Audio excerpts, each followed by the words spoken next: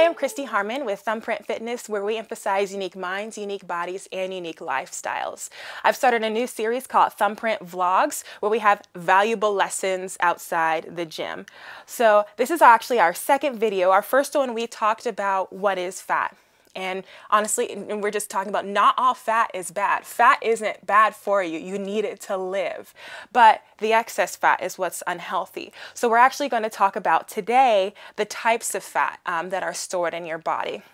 So first, we're just going to talk about essential fats, and that's the one that's actually like wrapped around certain organs as protection, specifically your nerves. Your nerves are actually covered with a little sheet of fat, and that helps protect them, and it helps with conduction.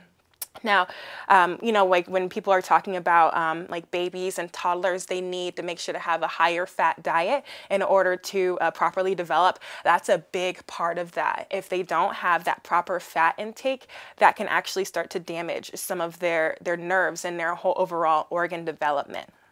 And so essential fat actually makes up about 3% of the total body fat on men and 9 to 12% of total body fat on women. I know it's unfair, but alas, that's how it is. So that's the main an overall general summary of the essential fats that are stored in our body. Now, visceral fat, that's the one that a lot of people say is really unhealthy for you. But again, it's what you need, but in moderation.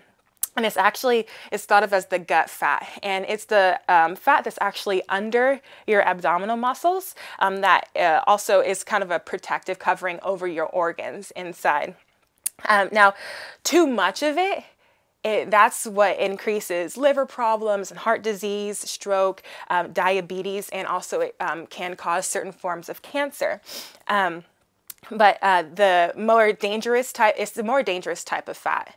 Because it surrounds your organs and it can damage them more. That's the main thing. However, with visceral fat, it can burn a lot faster. The blood flow in the visceral fat actually helps that the fat is carried away from it faster. So when people went from a sedentary lifestyle and then they start working out, a lot of times it starts in the gut because that visceral fat around their core area starts to burn off quicker than the fat that's under their skin. You know, that's the subcutaneous fat, which I'll talk about next. Now, also aerobic exercise actually is a big part of what can help with burning visceral fat.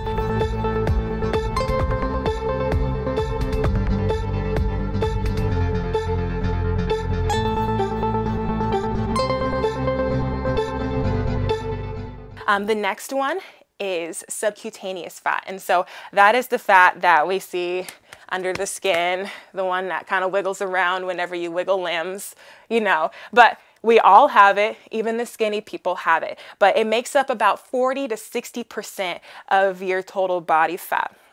And actually, subcutaneous fat actually can help fight against disease as well. Now, kind of talking about the differences between men and women on this one. Unfortunately, most ingested fat is stored as subcutaneous fat for women.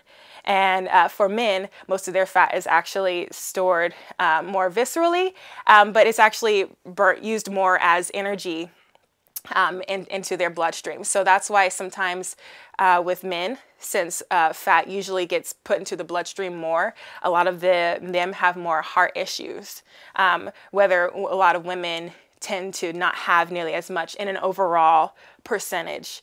And unfortunately, also with women, with the subcutaneous fat, whenever we eat, the body actually purposefully sends extra blood flow into the lower hip and thigh region. And that's actually for the purpose of reproductive health. But actually, because of that extra blood flow, it sends all those extra fat cells into the lower body to be stored. So that's why most of the time, whenever you do hear women say like, you know, good to the lips, go straight to the hips, somewhat true. Not 100%, but yeah, it does end up happening that way because our bodies are made to store that. Now, there are ways around this. A lot of it is with diet and exercise, but we're going to get a little bit more specifically into the different body types in our next few videos. And so the next few videos, we're going to talk about an ectomorphic, an endomorphic, and a mesomorphic body type. Hi, thanks for joining me today on our Thumbprint vlog. Remember to like and subscribe the YouTube channel as well as our social media platforms. If ever you want any more tips or workout videos, feel free to check out our page.